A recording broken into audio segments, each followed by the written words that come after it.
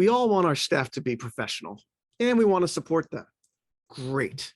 We also want the pandemic to go away, voting rights, and peace in the Middle East. These situations are hard and take creativity beyond what most normal human beings and day camp pros are capable of. Well, who's faster than a speeding baseball and scales tall climbing walls in a single bound? This is a job for Michael Brandwein. So get yourself a notepad and a new pen and a hot cup of coffee, because this is the Day Camp Pod.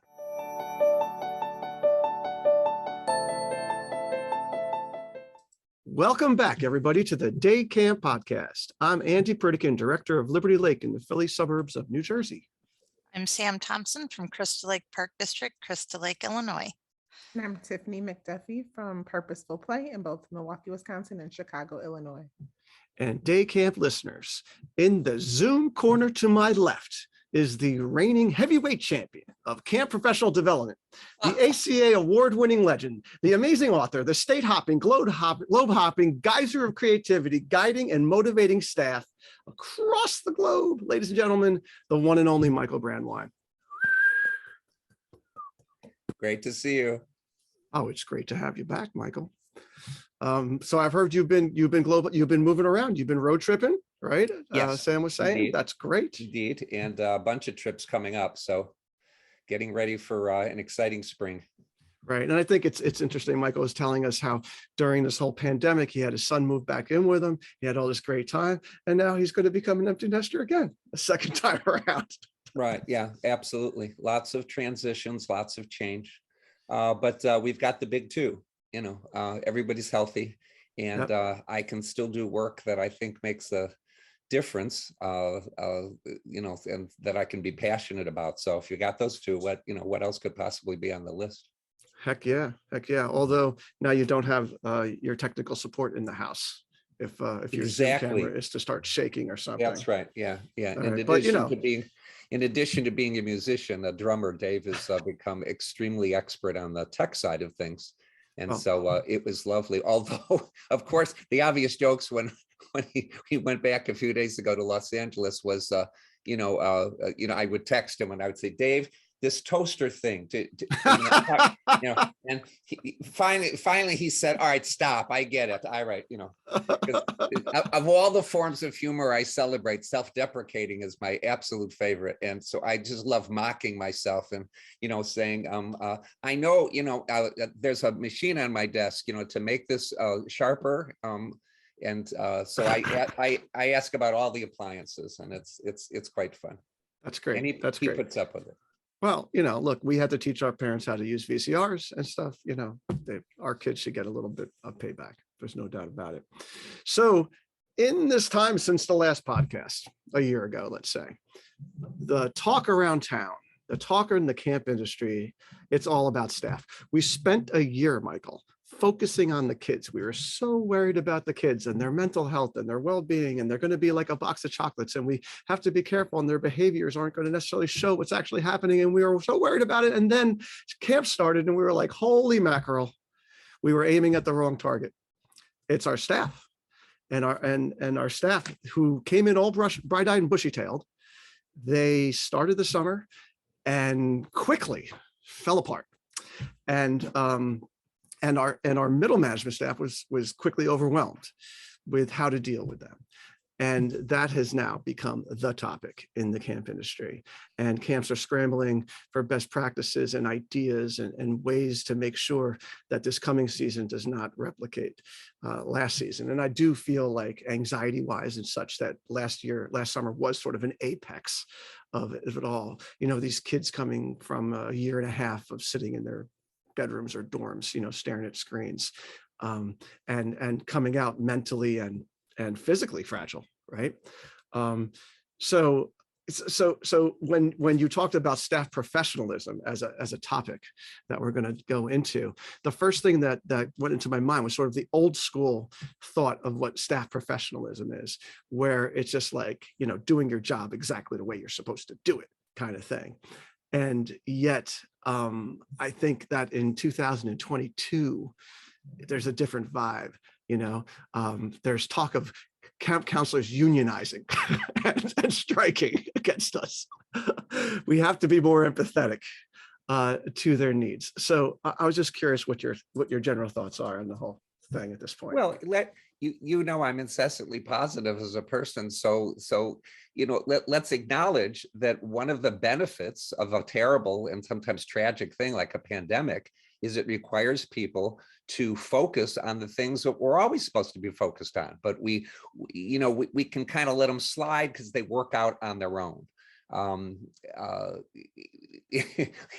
What your introduction is exactly right. I mean, it wasn't wrong to be focusing on the kids this summer. They had, you know, they needed all kinds of things from camp.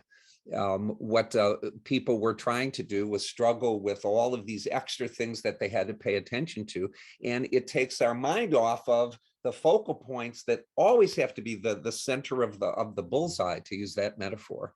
And when I talk to people, when I train leadership teams, the first thing I do is take a flip chart out and I say, and sometimes we use sticky notes or things like that, but I say, please do me a favor, take 60 to 90 seconds and write down every word that you can think of that would describe accurately our role as team leaders, as supervisors. I use the word supervisors among us. I don't like to use it publicly at camp because it's a colder word. Leadership team is warmer, team leaders is warmer, yes. But you know, we know what we mean by supervisors, but and they do. And then what we do is we just study it for another minute. I mean, the whole thing only takes 2 minutes, but my goal is to be sure that they get to synonyms of one word, because I want to pose to them the question, if you had, it was a contest, only one word that you could use to describe your job, and in particular, your role to all of these people, what's one word we could all agree on, with the understanding that there's a lot of different ways to say it, et cetera, but let's all agree on one word. And, you know, I'll do the spoiler. I don't tell them this, but what I'm telling you is the word I'm looking for is support. Because if you get the word support, then you understand the real role of what we're supposed to do. And so, you know, Andy, what you just said was it's easy to forget that that's why we're there, because we're, you know, hand sanitizing this and we're 6 feet apart this. And we can't ever forget that the real service that a camp provides to campers and families is provided by the frontline people. The director, assistant director, the program director, the middle management, unless they have their own group, they do not provide the service. It's like the principal of a school does not provide the service. And I say this sometimes at councils and principals. I do a lot of work with schools and the room gets really quiet. I say superintendents don't provide the service. I'm not saying you're not important. You're incredibly important. But the service is provided by those people. By the way, little footnote, to me, a principal who doesn't teach at least one class a week for at least 30 minutes needs a workshop. I believe that's essential. And, you know, I believe the same thing about a camp. Oh, that's really interesting. That's a great idea to have a camp director teach something. Well, please bring me back to that, because that applies to camp. People are always saying, I don't have time to be with the kids. I miss the kids. That's bad time management. Yeah, make it a priority. Just like if you have a dental appointment, you know, next Monday at 10:30, you schedule stuff around it, because the dentist is hard to get in to see now. So you make sure that you have these appointments with you to do it. Anyways, the reason I'm saying that is because unless they're doing that, they're not providing direct support. So the head, I mean, when I was a staff supervisor of, say, the younger boys counselors at a day camp, I didn't actually run the group. So I'm not providing the service. So my job is to support.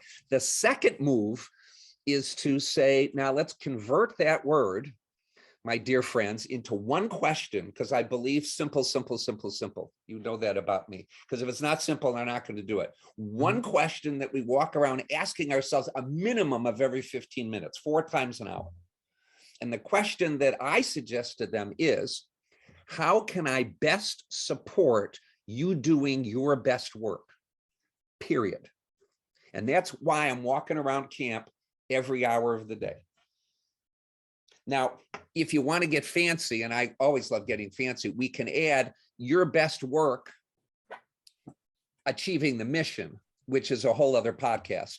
And that's the book I'm writing now. It's called The Intentional Camp. I mean, every supervisor, every member of the leadership team has got to be, as I'm calling it in one of the chapters, a guardian of the mission. We are the guardians of the mission. But putting that aside for a moment, our job is to walk around and say, how can I best support you in doing your best work?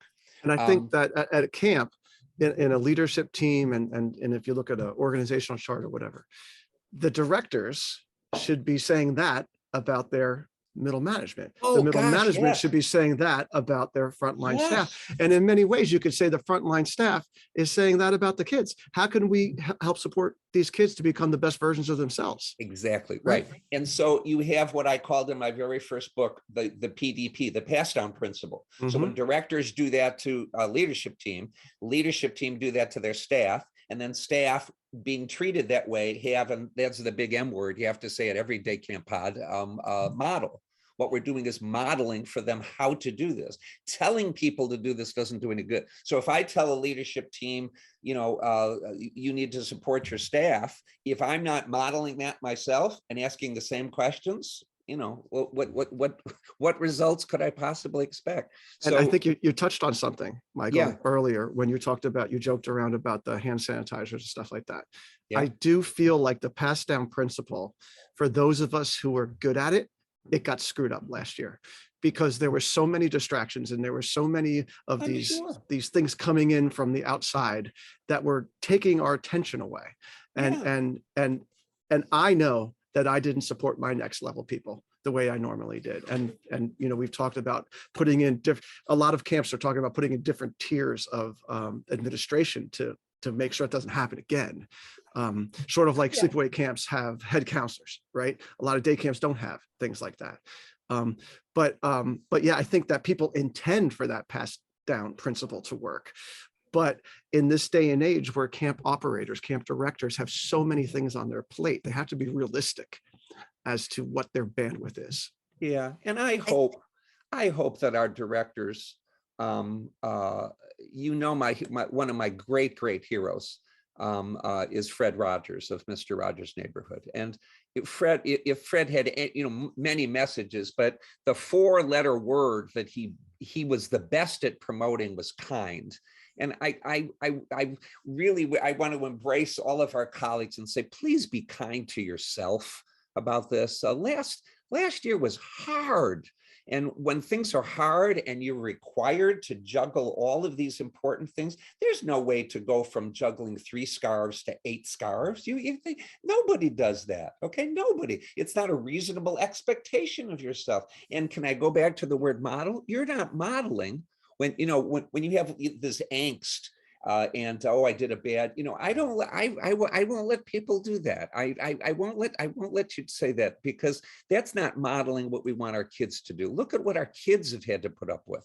Not only the obvious things of, going to school, through a screen, but dealing with your parents who are stressed or unemployed or have less money, or, and there's no way to not smell that in a house, or you haven't been able to see grandma, or you haven't been able to see your friends. Look at all of you. And so therefore they came juggling 15 scarves. And so we just need to be kind and say it was a learning experience, as every summer should be. And one of the benefits of it, to come full circle, is to remind ourselves, this is great. It reminds us, what are the essentials?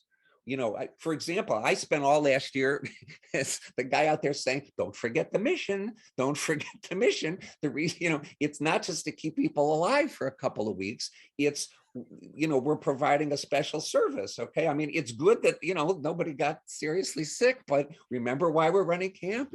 I said it as gently as I can and tried to support people into simplifying it to keep that in mind. But please, we need to be kind to ourselves and realize we're doing some things that others have not been able to accomplish. This will be a great summer. This would be a great, no matter what pandemic does, this would be a great summer, because we've been through this experience.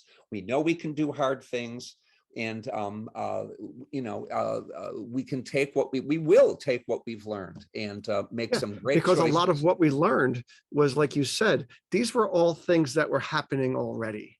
It's just that the Right. pandemic brought them to the Exactly. surface. Right. You know, when they say if an airplane is under under extra weather stress, that's when you find the loose rivets. Okay. If it's a calm flight, you don't, because it's not under stress or under pressure, you don't know defects in workmanship. It's amazing But metaphor. we've been, well, I fly a lot. I try not to think of this except when I'm in my office. Okay. If Tiffany go on in an airplane, I try not to discuss that with her, but when we're just talking, we do that. Sam, I'm worried because out of the corner of my mouth, when my motor mouth started revving up again, I think I started to cut you off. Please forgive me. No problem. I was just going to say on the same line, one thing I learned from our last podcast from our counselors that came on Yes. is, I forget that the ones that are super counselors, you forget that they are also vulnerable and needed the support. And I didn't realize that till we talked last time. And it's like, wow, I expect you to be superwoman and you needed some help too.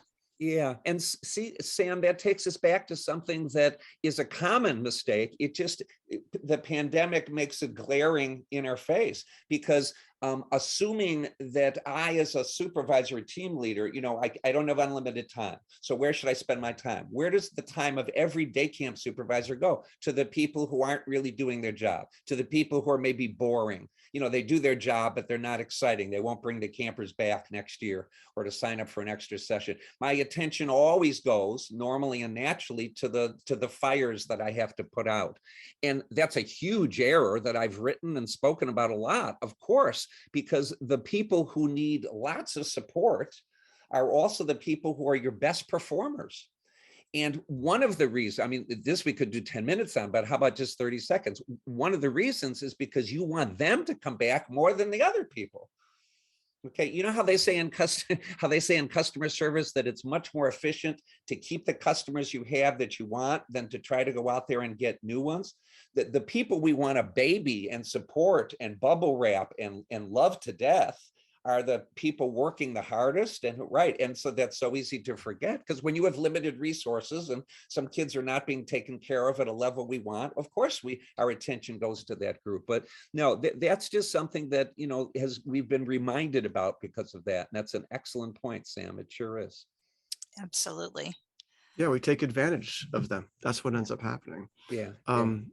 So then the big question becomes, so how do you support them? Right. Right. Well, I like that exercise you mentioned about with your leadership team coming up with a word to describe what they do. I'm curious what else you got in your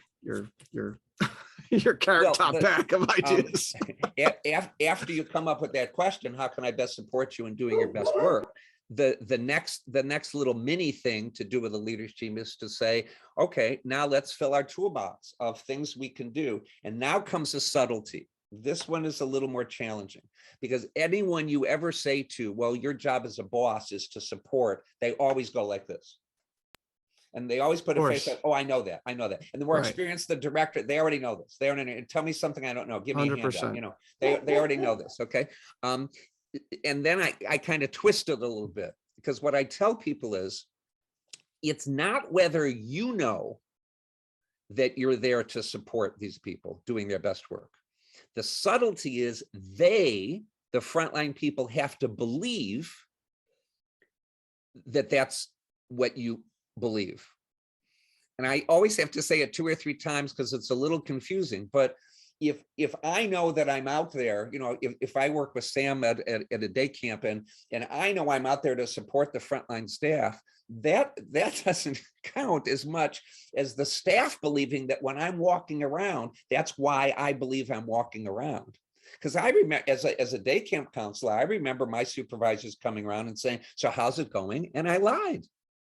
I've admitted publicly many times that I lied. I said, it's fine. That's a great point, Michael. I think that people don't want to disappoint each other when you ask them that question. No. I also don't think that people even know what being supported is, right? The school teachers that I have working for us, they're not supported by their principals and such, right?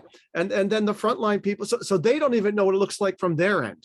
Yeah, that's so the only way I can do it is for me to be able to support people, to model it. That's really the only way I can do it. And it's a very smart point. And Andy, that means that we should go to staff and say, what can I do to support you? But we must be prepared for them to say, what?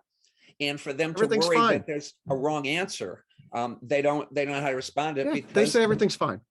Everything's fine. yeah, Right. I And mean, then they have an anxiety attack and they have to leave Yeah. camp. yeah, right. Yeah. I was the youngest looking person at I think every camp I ever worked at, thanks to my parents' genes. You see over my shoulder there. My dad passed away last year at 96, and you know when he told people his age, people freaked out because he easily passed for 80, easily. 82, 83. Mom, was gorgeous to the day she left us 3 years ago, and mom didn't look in her late 80s. So I, when I was a 16, 17-year-old counselor, I looked like I was 12. And I was therefore insecure. It's the only reason I told you that, for many reasons. But one was because, people, what's he doing here? I was sometimes mistaken for a junior counselor and other people. And I worked at some big places where everyone didn't quite have that familiarity, know everybody. And so yeah, of course, when my boss came around and said, how's it going? I would say fine, even though there was a kid in my group who I believed sole purpose was placed on this earth to shorten my lifespan. And I didn't tell anybody that because I wanted for a good reason, because you hired someone who's ambitious and wanted to do a really great job. Well, and you hire a bunch of people that want to please each, that's you hope so. It's the profile right. of a camp counselor. Yeah. So what we need to do is to help people with what I call POS. Heaven forbid I talk for 5 minutes without an acronym, but POS, I wrote about in my super staff supervision book. It's a key concept for me. And I didn't make it up for a workshop. I made it up for me. And then I started sharing it with other people. But POS stands for proof of support. And proof of support, POS, I remember the first time I did this in a workshop, I said POS, and there were two women in the front, and they turned completely red, and they kept whispering. I didn't find out to the end from the person who had hired me for this job. They thought I'd said PMS, apparently, and they didn't understand why I was talking about this. So I've learned to enunciate this in POS. And proof of support is the answer to that question that I gave you. How can I best support you doing your best work? POS is the answer to that. Answers, plural. Okay. So what we need are not only solid things that people will credibly believe shows our support. Credibility is a big word I always deal with. But one of the things I challenge a leadership team with is, okay, folks, what are some new things that we haven't done before? And I have excellent news for you, because when I do this as a little mini clinic with somebody's leadership team, at most 7 or 8 minutes, they come up with 15 things, and they're good. They're really good. And because they came up with it, they own it, and they're more willing to go out there. And then I say, don't try to do all 15 on Tuesday. Pick one, and that's your POS kind of thing for the day. Go around and do this. And then you got to give them an example of how powerful things are and how it doesn't take much to provide support. And in fact, if you support one person in a brilliant way, other people will feel supported when you walk around. They'll feel more open to talk. One of many examples I love to give them is, let me pick one. Okay, in July, I'm walking around, it was a day camp, and we're at gymnastics, and I'm walking around with one of the leadership team members. This is one of the staff supervisors. Lovely lady, she's got her clipboard, we're walking around, and it had drizzled as faintly as it can do to be considered precipitation. There's gymnastics mats outside, and they're just faintly, little rain. So the gymnastics teacher's taking towels, but they're already kind of wet. And so she's just moving the water around on the mats. She had cleared the kids. So good risk management. They're not trying to tumble on wet mats. This is all good. And supervisor, we're talking, we're asking questions. That's something I, can do in July when camp is actually in session. And we're walking through gymnastics, and she walks away from me, walks right up to the gymnastics teacher, who's on her hands and knees with a towel, and the kids are just hanging around. And she just says one question. And, now that I've told you that she's brilliant, you know what the question was. She said, what can I do? Okay, how can I help? How can I, support you, is what she was saying. Doesn't have to be exactly the same words each time. And she said, well, I could use more towels. And I mean, this was years ago and I'll never forget it. The supervisor dropped her clipboard and she took off. She didn't say a single thing. She took off. It was like she was in starting blocks at the track and field thing in high school. She just went, and as I remember it, it's like the old Roadrunner cartoons where the character would go up off the ground, their feet would spin like this, and then they would take off. It was incredibly fast. She just went, she didn't say goodbye. She didn't say I'm on it. She didn't say anything. She just went, and she went over this crest of a hill, and the counselor just kind of looked at me. You know, it was a little bizarre behavior. It kind of looked at me. And so I helped wipe, which wasn't very effective because the towels are wet. And about 1 minute later, you hear beep, beep, the Roadrunner's coming back over the hill with a stack of towels from the pool that have one of those plastic straps around it. And she takes a key off of her belt and she goes like this and she opens and she starts wiping. And the only reason I tell your leadership team this story is not because, oh, look what a fantastic thing she did. The reason I tell them this story is because I can ask them this question. How many people do you think by the end of that day camp day had heard about this story from the gymnastics person and the counselor who was there with her girls? And the answer was 100%. Yeah. Everybody heard about this mad woman who came in and ran. She didn't get on her radio and said, we need towels. She just dropped the clipboard and she took off. So one of the first things on my list is when people ask you for something at camp, when you can, and you can't get on everything for everyone all the time, but when you can, if you can respond instantly, that is POS. And it spreads around and you don't need to do it with every single person. Yeah, I think one of the issues that happens in camp is that middle management people, they don't know necessarily, they're not great delegators, right? Not everybody, they don't delegate during the year very much. And now all of a sudden they need to delegate. So somebody asks them something. And like you said, they radio and then who knows what's happening. Okay. Or they write it down. Okay. And then I almost feel like 9 out of 10 times tomorrow they get asked again. And it's still written down on that clipboard, but it never happened. And I know I'm a camp director, so I could just make things happen quickly because people listen to me and all that kind of stuff. But when people ask me, I get it done quickly. And I feel like it just, when people get asked these things, it gets lumped in with other things. And then they don't necessarily see it through, follow through. And again, I go back to that a lot of our middle management people are teachers during the year. They manage a classroom of 18 kids or something. Like, it's just not something that they're used to managing and used to doing. And they need to be managed on how to manage that. Right. Yeah. Ways. And again, the best way to do that is to ask them to look into their own career and say, what in a dream place, what would people do in order to support your work? And I'm telling you, they're really good if they work with each other at coming up with some really great stuff. Some of the things will be as simple as, well, I'm going to be the queen of notes. I am going to decide that every week I'm going to give 10 notes to people about their performance.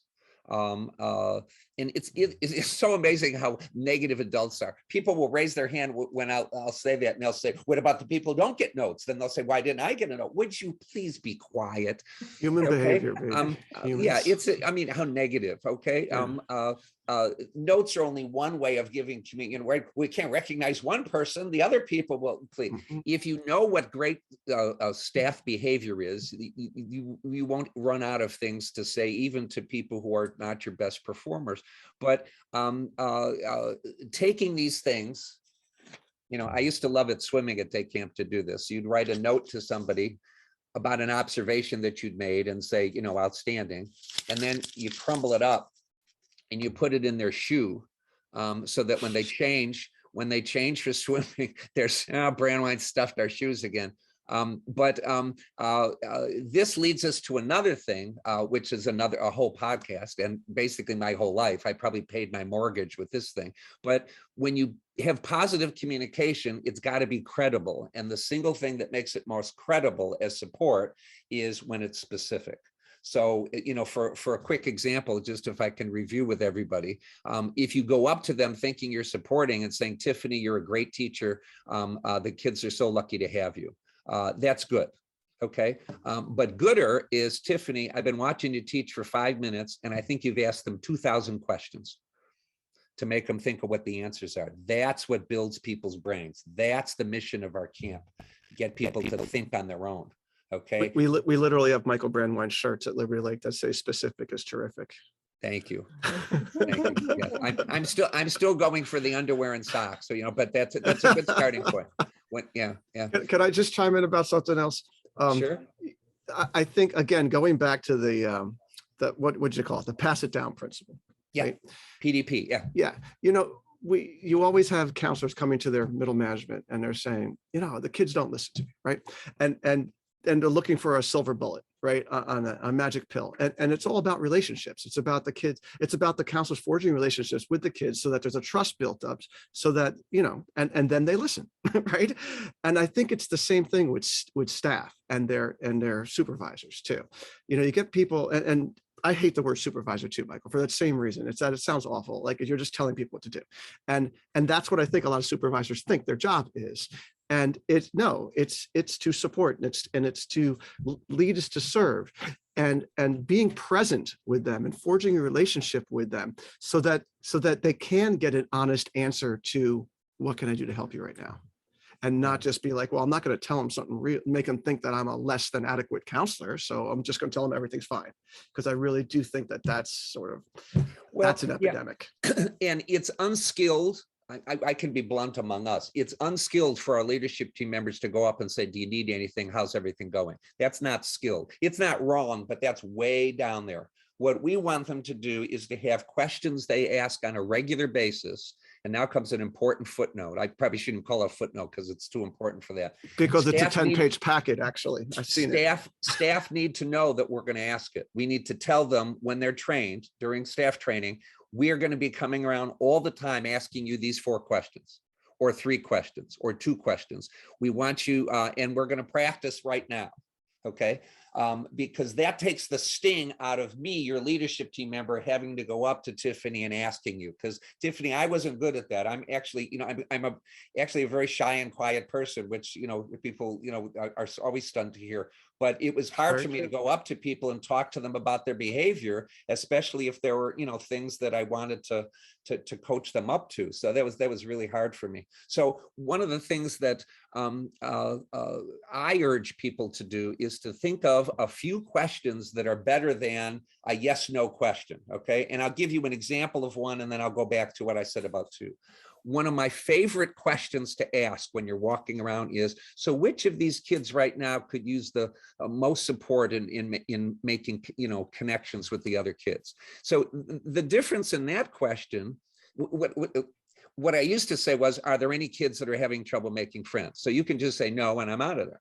But if I say, which of the kids you could use the most support, in the next couple of days, you can't answer that no. I'm just saying which one of them, and you have to answer that. You have to observe your group as a counselor and say, well, they're all doing great, Michael, right? And then I just repeat it, and I smile at them and say, and which of them could use the most, well, and then in that second response, then they'll say, well, Rachel, got into an argument, and then you get some stuff and say, so what could we do to give her success, to help her feel successful in the next hour? And then that's a good conversation. So we want to get away from yes or no questions. By the way, a neat thing to tell your staff is that people in great stores, when they've been trained right, are trained not to go up and say, can I help you? Because that's a yes or no question. The question, how can I help you, is better. But what we know with our young day camp staff, for example, in resident camp too, is that, as you pointed out, Andy, they don't know sometimes how to ask for support. They don't know what they would need. They just know that they're frustrated and exhausted. They don't know what to ask about. And they may think that that's the job. The job is being frustrated and exhausted. Of course, yeah, isn't it? So, and getting paid horribly. Yeah. So you said the magic R word, which is relationship. One of the best ways to support people this coming summer is to invest more in the relationships we build. So let's make that the question of the podcast. All right. Segueing back to off-camp relationships. Oh, although I have to say, Tiff has been trying. You see, Tiff doesn't know you as well as I do, Michael. I will just cut you off, okay? Because you remind me of my mom. You just go on and on and on, and I just jump in front of you like a speeding car, right? but Tiff is our most eloquent host here, and she's been holding on to things. So No, Tiff. no. I mean, I will just say whenever you're a guest and whenever I'm in one of your rooms, I'm taking like pages of notes. So this is amazing per usual. But to go back to you all talking about leaders needing the support as well, it's just something that I've noticed not only in our industry, but just like nationwide in business, where there's this expectation for leaders to just know it, get it right, stand in place, weather the storms, and be the example. And without, I have a little workshop I do, and it's called Great Leaders Need Love Too. And so it just reminds me of everything that you're talking about. We actually do these emotional intelligence assessments of the leaders, and it's there's one that's just for people to like self-observe or to have self-awareness, but there's another one that's called EQI 360, where the other people assess you, right? And so you mesh them up to see, oh, this is what I think I'm doing, and this is what my staff thinks I'm doing. And so that disconnect where you said, you said it's not whether you know that your job is to support people, it's where if they know that you are there to support them. And sometimes there's just a huge disconnect. Like, I think I'm a great leader and I'm working in so much service and my people know, and then you get that anonymous 360 and they're like, oh, wait, they think I could work on what? Now, the great leaders take that feedback and recognize, feedback is the breakfast of champions. Yay. Okay, wow, this is an oversight. But without that sort of intentionality to say like, okay, let's get this information, this feedback for ourselves, and how do they know to grow, and how can the leaders themselves really be supported? So I loved that.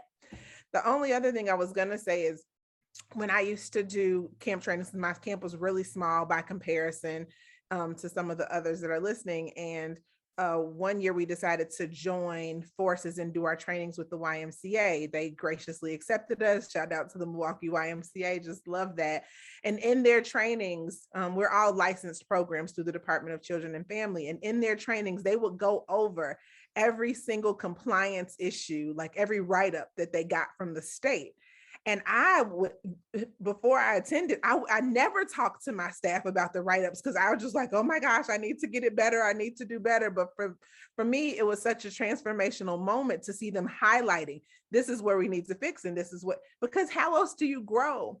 And I think that it really helps me shed like the inner perfectionism and helps me to grow as leader to say we need to share this information. And I think that when my staff saw me owning the mistakes, when it was a small and lean mistakes, and it really gave them that kind of needed help as well. Did I cut out? Yeah, you slowed down, you sped up. It was an interesting Zoom moment. Oh, Zoom. but it did come out. Anyway, what did you say? It did come out. It did eventually get there. We got it. All right. I just want to, one thing about, I just love that. One thing about what Tiff said about the 360 thing, which is super important, you all should be doing it at your camps, is that a lot of your staff, again, they don't want to step on any toes. There's this whole little passive aggressive, we want everything to be better, but I don't want to be the reason for it kind of thing, right? Is that when you give them the opportunities to chime in about their supervisors, let them do it anonymously, ask for their division, and then that's it. Right. And because you want some stuff. All right. And if they don't want to have to put their name on it, that's fine. It's better that we have that information in the middle of summer. Yeah, we always do it anonymously, and it works wonders. And even if you have a small team, because we could tell by handwriting, like our team's a mighty team of 10. So like we know who it is, but it's like just being really open. So kind of when you said, Michael, we're going to always ask these 4 questions, just knowing like I'm learning as I grow, we're running a lean, and like we're a family, and we really take just impressing that this is information that's needed to help us all be better, and getting back to the mission is just major key. One thing I was thinking too is the flip side of support are barriers. And how many things do we ask of our staff that aren't part of the mission, that are just time consuming and frustrating? And, maybe taking a look at what kind of barriers we throw up that we don't even realize are hurting their jobs. So Yeah. maybe there's some fluff we could get rid of. Yeah, we talked once we about get that feedback. at the last one with the two counselors. And we were Well, talking about that kind of Yeah. thing. Isn't it stunning how we have these workshops and podcasts and we all conspire to figure out what we can do to motivate? And yet the last thing that people think about, and this is my opinion, but this is based on decades of asking, thousands of people this question. The last thing that people think of is, well, we could ask them. I mean, think how few businesses credibly interview their customers to find out what else they could do. They don't. Most businesses don't. They have little surveys and things. Every time I talk to a person on tech support, they say that's not what I'm talking about. And they're not really interested. If they were, they would every week say, we're going to talk to 50 people, depending on the size of the group, or 2 people for a smaller business, to find out, because our customers are the best experts on how we can provide service to them. So too, our staff are the best experts on what we can do. The most important thing that people have learned about motivation ever, and people get their PhDs studying this, but that's why you say sometimes PhD, the D should stand for duh. What's discovered is, with no disrespect to their study, but the big startling discovery is you can't motivate someone by doing something to them. You have to find out what motivates Michael. And then you have to have and here comes the word, relationship with Michael, so that Michael and you, his boss, his team leader, are working to help Michael get the things that motivate me. And that's a huge secret for this coming summer. In super staff supervision, in the book, I call that G&G. And I spent months coming up with that term. It's called goals and growth. And a bunch of my clients actually use that term in talking with their staff because it's warm, it's friendly, it's mission related. Okay, growth is what our mission is, to help people grow as people. So goals and growth. And the short mini course in this, the nano size course in this is when I was a young counselor, no one came up to me ever. These were great places with waiting lists. Okay, for those of you listening, okay, these are the great places. I didn't work for any bad ones. None of my supervisors came up and said, Michael, what would you like to get out of the summer for yourself? I wasn't asked that one time. And we need to recognize, again, I'll refer to this throughout as the Andy principle. Again, Andy's comment about how it's hard for people who aren't used to being asked those things to answer them, like teachers saying, how can I support, but I don't have any examples of people supporting me, so I don't know how to answer your question of what kind of support, I might want to ask for. When you ask young staff and even older ones, even experienced teachers on staff, what would you like to get out of this summer? It's sometimes hard for them to come up with something. And you always have to be prepared for them to say the following, because half of them do. So if I went up to someone and said, so Sam, what would you like to get out of this summer for Sam? She will say, I want the kids to have an experience where and I'll stop her and I say, see, you just did it. You just proved why you were one of the best hires we've had. Because the minute I ask you about what you want to happen, beautiful Sam always, this is what we mean by being child-centered. You immediately think of what you want to do in order to help the children. I love that about you. Now cut it out. I'm going to ask you again, okay? Think about Sam. What would you like to show for this? Okay, now the wording becomes very careful. If you say do better, some people will bristle at that. Okay, You mean I'm not good enough already at the start of the summer? So I'm very careful with language here. What would be something of value that you could get, Sam, out of this summer that would be important to you? And then I immediately follow with an example of something that I'm thinking of for myself this summer. Because if you go first, there's that M word again, okay? Then we're modeling. Then we're modeling. And it's okay to say that. It doesn't mean you're imperfect, showing off your flaws. There's things I'm working on this summer. It's important to know what these things are. You can't motivate people unless you know what they want to get out of this for themselves. So I actually have you'll be shocked, my friends, I actually have a handout that explains what goals and growth is, and I give it to each staff person. And I say, this is what it is. Here's a dozen examples. There's no wrong answer, and then I give them a couple examples. You can do this orally too. But some of the examples I give them are, you may be a student majoring in engineering, mechanical engineering. You may someday want to do a startup and be inventive and, invent the next iPhone. So do you have any, and I smile when I say it, do you have any courses in creativity, in your school? And then they go, say what? Okay, you don't take courses in creativity and mechanical engineering, okay? If you could say that you're a more creative person, Tiffany, at the end of this summer that you were at the beginning as an engineering student, does that have value to it? And I immediately say, it doesn't have to, I'm just spinning with you here. And a lot of engineering students would say, heck yes. That would set me apart from the other people who are, took advanced placement calculus and, didn't have to take that their freshman year. Because we don't get that. Another example I give is, people are frequently, one-on-one conversation. I'd say to you, Andy, people frequently say, the joke is people are more afraid of getting up and giving a toast at their best friend's wedding than they are of death itself. The number one is public speaking. Number two is death. Okay. Right.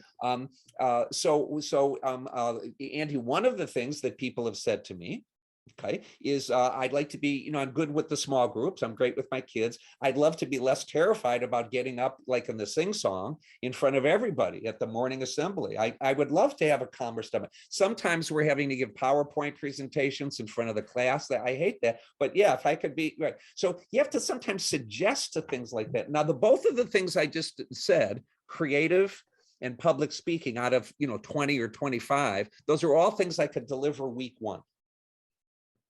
I mean, Tiffany, if you mentioned either one of those, I'm on it. I got it. So for example, on Wednesday, I'm going to say, I'm going to take your group over for a half an hour at crafts. Okay. Would you go run over to Sam? She's planning Friday's special event. Don't just help her. I'm going to tell you the reason, Tiffany, I'm sending over there. Sam's one of the most creative people I've met. And I don't believe creative people are born that way. I think they ask certain questions that the rest of us forget to ask. And they push themselves to look for different things, even if the thing already works. They look for other ways that work. She pushes that way. Hang out with her and then let me know, what you think of her style or her working. Because I think the best way to learn how to do stuff is to hang out with people who, can do things I want to do better. It's just like skiing or tennis or Italian cooking, So I let you go. By the way, I call this cover and coach. A little term I made up with for one of the number one least utilized, most powerful tool to support your staff this summer. Cover and coach means the leadership team member goes up to Sam and says, Sam, I'm going to take your group for 20 minutes. I want you to go over to the pool and watch Andy teach the advanced swimmers. And here's why I want you to do it. And the way that I make this not like I don't think Sam is a good teacher, the way I set this up, I've memorized this.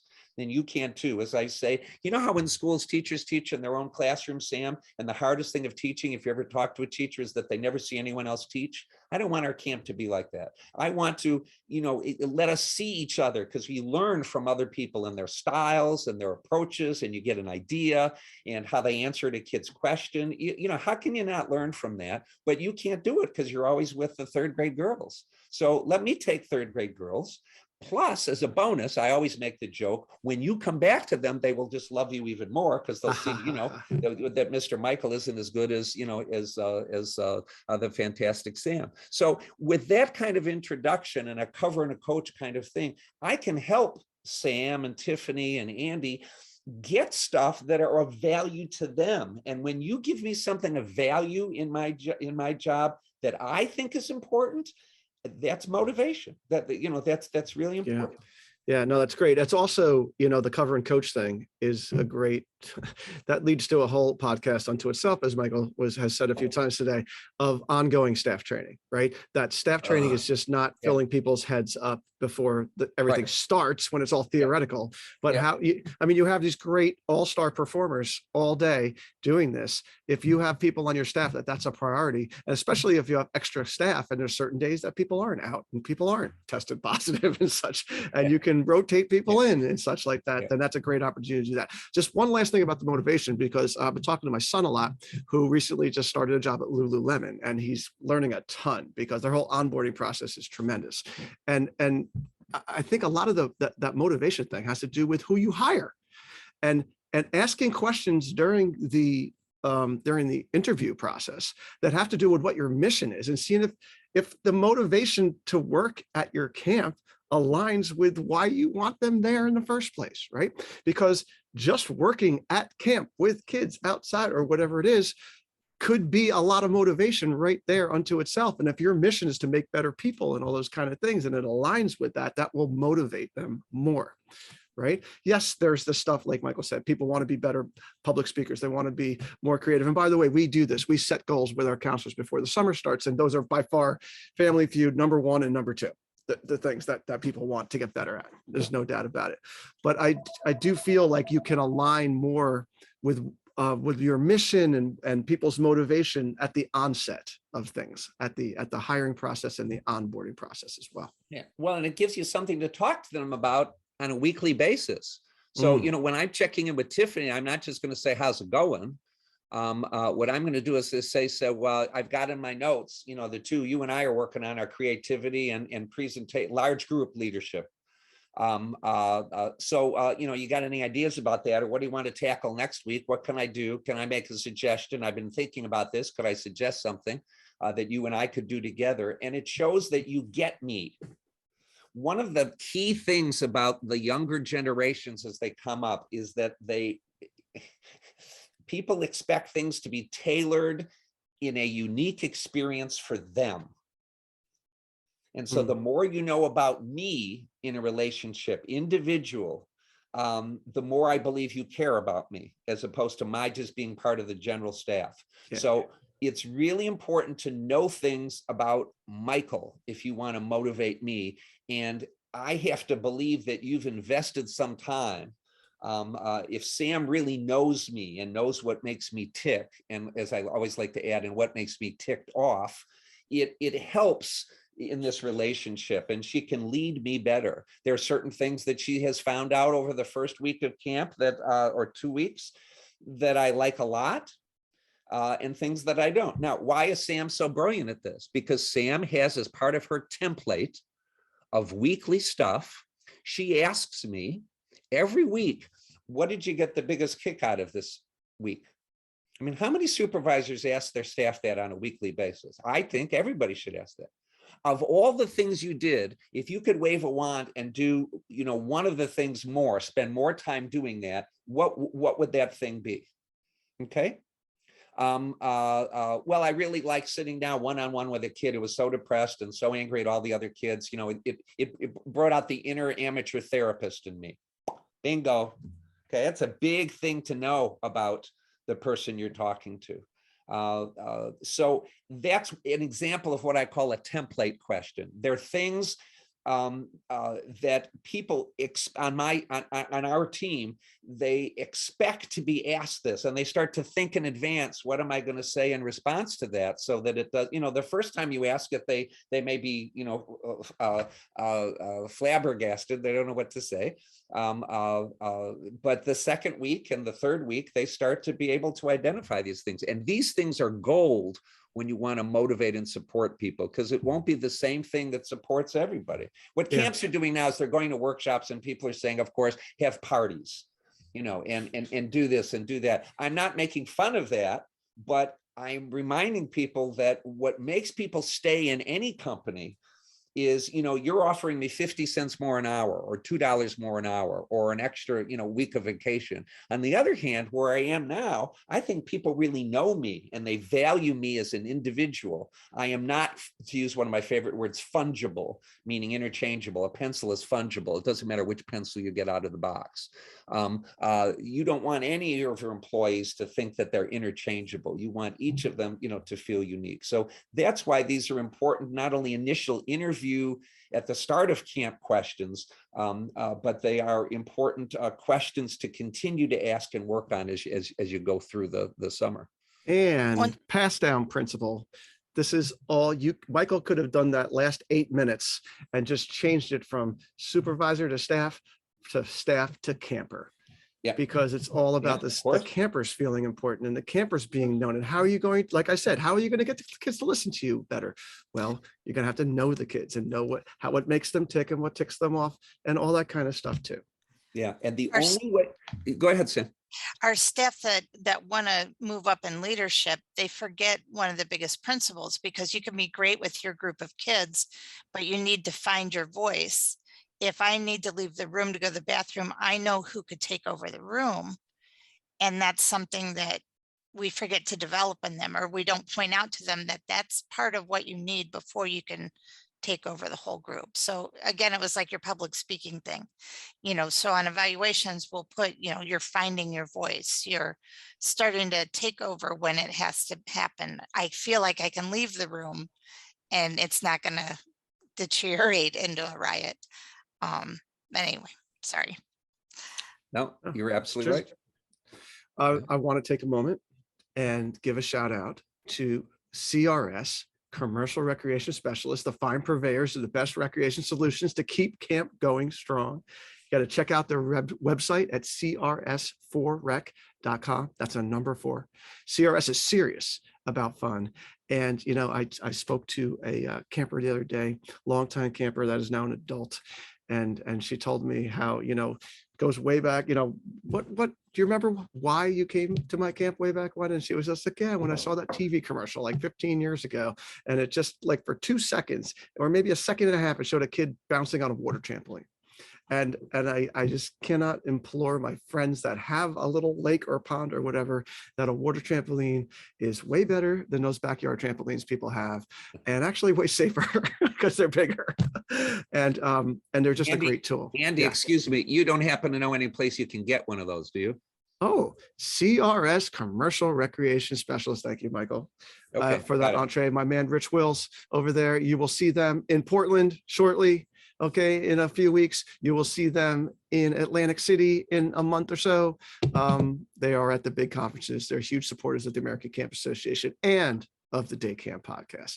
All right, we have to wrap things up, folks, because we could just hit the on switch with Michael and do a 10-parter. But that's funny you said that, because usually people are trying to find my off switch. So that's very interesting you said that. So I just want to thank you again for coming back again, Michael.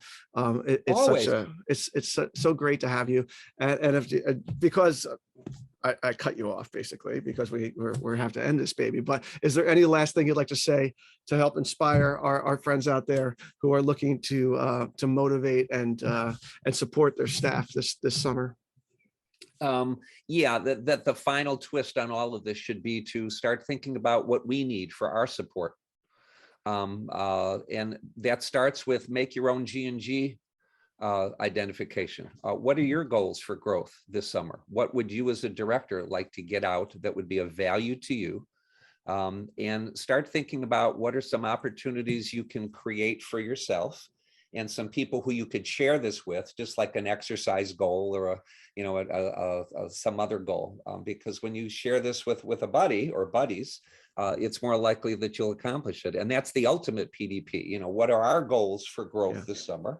And then we can, sometimes you can openly use these as examples of what you're working on. I believe everyone should always be working on stuff every week. That's what growth is about.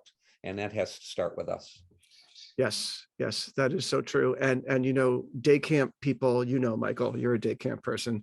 we're so guilty of the knee-jerk reaction to those kind of things is, yeah, it sounds so great. Michael Brandwein said it. Yeah, I wrote it down on a piece of paper, but we don't have time for that, Michael. We're at day camp. We're like orange juice concentrate. We took out all the water. You know, the kids got to they have only 25 minutes to be able to blah, blah, blah, right? And you know, Michael said something, you know, about 50 minutes ago about, you know, a dentist appointment, and it could be a haircut, whatever the heck it is. If it means something to you, you prioritize it and you make it happen. And you know, these kind of things about goals and growth, I hope we learned this last year that these are super important and these need to be priorities, and you can make it happen if you plan accordingly and you have enough staff around you to make it, to support you, to be able to do it too. And like you said, Michael, you share it with somebody and then you got a little shared ownership with it. You know, if you got people looking out for you also, right? I salute no doubt. you.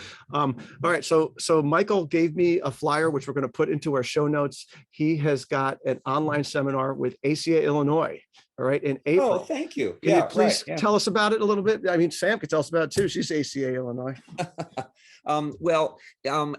It's about time, what you just said. We know we have to have outstanding training of staff. It takes a lot of time to do that. So ACA-Illinois decided to do a thing available nationwide, and we've had people from Canada as well, throughout North America, to come to one place for, in this case, a virtual 2-day seminar on, the checklist of exactly what we do to make our training the best that it's ever been, and time to actually figure out and adapt it to our camp. So basically, it's a quick course for the people doing your training, including you. Everyone is welcome on how to do this in April. It's online. April 5th and 6th, a Tuesday and Wednesday. And then the following week, as an option, you have the opportunity to have me kind of guide you in applying what you've been thinking about for a week, and actually sitting there at your desk, and I'll make sure that you do stuff, and you can ask questions as you do it. And we provide some extra resources as well. But we know you're going to spend hours and hours on training. Please let us make that easier for you. Do you have an outstanding way that your staff have not seen before to make everyone understand what the mission is and be committed to it every hour at your camp? Well, why sit there with a blank sheet of paper and try to figure that out? I mean, we'll give you 5, pick one. Okay. Awesome. Do you have a way of making sure that staff act like this is a real job? Well, how we act in training, that explains that. So here's 7 things you can do. It's like a checklist, and they're very easy to do. But instead of having to make your own to-do lists and things like that, we want to be able to do that for you. And I want to thank ACA-Illinois. They came up with the idea of this. They said people will be spending a lot of time in this. People are stressed by this. And so this would be very helpful. What's the date on that, Michael? It's April 5th and 6th. April 5th and 6th. You know, COVID silver linings, right? Because think about it. Back in the day, 3-4 years ago, you would have had to schlep to Chicago, go to a hotel, blah, blah, blah. Maybe you get 300 or 400 people. Now we could get thousands of people from all over the world doing this. Yeah, I mean, last time we had people from coast to coast and from 23 different US states. And I think in 3 Canadian provinces. There's no way that ACA-Illinois could do that. In the past years, I've invited people to Chicago, but you don't get people from 23 states. So please join us, or please, call or contact us to see if there's a way that we can support. That's been our word of the podcast, right? If there's ways we can support you, because picking the right staff and then training the right staff, and then, you're going to have more time to do the things that we've been talking about are hard to do when things are challenging. So all right, Sam, don't forget to plug this the next few podcasts. Okay. Thank you, Sam. We can make this happen. And then just one last thing, Michael. Yeah. The 5-minute Fridays, for those people who have never done them before, can you give just a little, 30 seconds, like synopsis, like what are these things? Yeah. A brilliant idea. I wish I'd thought of it. Go Camp Pro, Travis Allison and company, decided that some people like to get their professional development in small chunks. So you subscribe to their thing, and there's 8 presenters. I'm one of the 8 this year, and you get 5-minute podcasts, in a sense, from 8 different people every week. So you get 40 minutes on 8 different Whoa. topics. Okay, so that's yeah. definitely different than I had initially thought. So, Yeah. so you're getting 8 5-minute Exactly, segments, right. On all 8 kinds of different topics. bite-sized Instagram length things Yeah. for your brain. 5 minutes is on diversity and equity and inclusion. Okay. Mhm. 5 minutes will be on outstanding programming ideas. 5 minutes will be on staff training. 5 minutes will be on customer service. Holy mackerel. The minute when they said this to me, it knocked me out because I said, again, duh, what a great way. And the advantage is you get them and then they're in your library. So if you don't want to watch all 8 on Friday, you don't do it. People watch one of them, they skip one. I've heard enough about that. I don't want that. They can come back to it later or not at all. So you get to tailor what you want. And the final thing I'll say is the other 7 people are, yeah, they're awesome. These are really, really smart people. And they are real experts. And I mean, if I knew that every Friday morning I could have breakfast with these 7 people. Oh, heck yeah. Ruby, oh my Chris, goodness. I mean, some serious all-stars. People will definitely get you to push the boundaries in your brain a bit. Yeah. Right. If you can put the link to that, you can see what I'm afraid if I start listing everybody and why they're all great. No. We'll get it. We'll get it. See who these people are. These are, this is where the guy in the commercial says, take it from me. These are really smart people. I watch them. I've learned a great deal from my colleagues. So yeah, it's a brilliant idea. Yeah, I'm going to start downloading them myself. So I want to thank Michael. I want to thank the Go Camp Pro team, AM Skyer, commercial recreation specialist, for allowing us to bring this podcast to you. If you like what you hear, you should subscribe to the Day Camp Pod on your favorite podcast platform. Check out the show notes for this and other episodes at daycamppodcast.com, as well as contact info about the show, our guest, Mr. Michael Brandwein, and for me, Sam, and Tiff. Thanks for listening and make yourself a better Day Camp Pro. We'll be back in 2 weeks with another episode of the Day Camp Pod.